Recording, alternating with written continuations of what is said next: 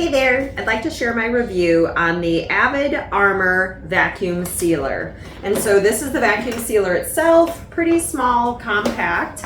The way that it works is you lift up the lid, you place your contents inside, shut the lid, and then press the corresponding buttons, and I'll walk you through that. So I was pretty impressed with it. My first time using this size of a vacuum sealer.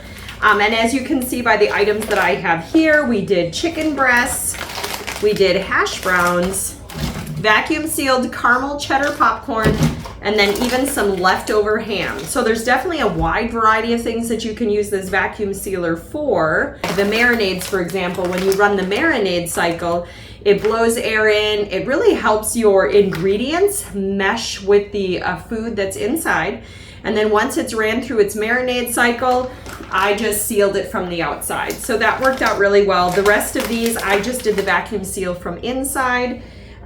It took maybe 1.5 to 2 minutes to actually vacuum seal one item. So it was very quick, very fast. I can definitely see just putting this in the cupboard, and when I bring home food in bulk, go ahead and grab my bags and just start vacuum sealing. It did come with a nice collection. Like, all of these are still the sample bags, and I still have sample bags left from my very first time of using it.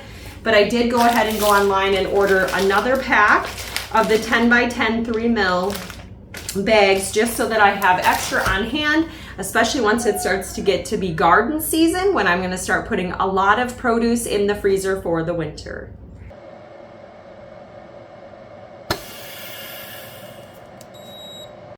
So when it comes to the vacuum sealer itself, you have the 3 different vacuum levels. One is going to be for more delicate items like the popcorn. 2 would be great for coffee beans, dried beans, flour, different things like that, rice. 3 would be good for anything that has a lot of moisture or liquid to it. So your meats, marinades, stews, different things like that. Your seal time is going to be based upon the thickness of your packets. And so I have a 3 to 4 mil, so I'm going to leave it on 1. If you're going to go 5 to 7, it's on 2.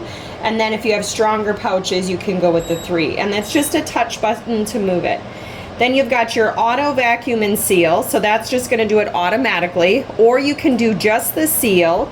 And I had a few issues with the seal, so I'll show you what that looks like. So I ended up, for my just sealing, ended up just doing it like this. And that worked fine.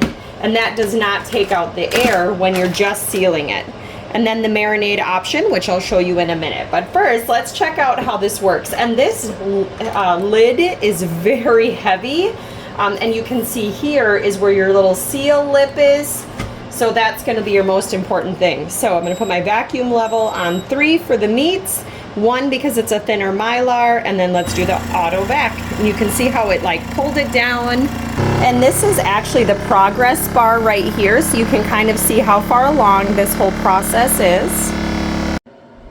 So then we're going to go ahead and set this in there. And I have plenty of room. Make sure it's flat.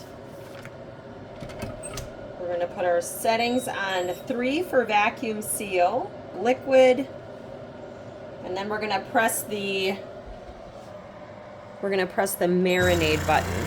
So it's already doing its thing, and now this will cycle twice.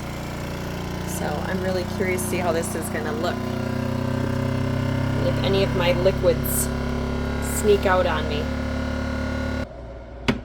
And then once it's ran through its marinade cycle, I just sealed it from the outside. So that worked out really well. The rest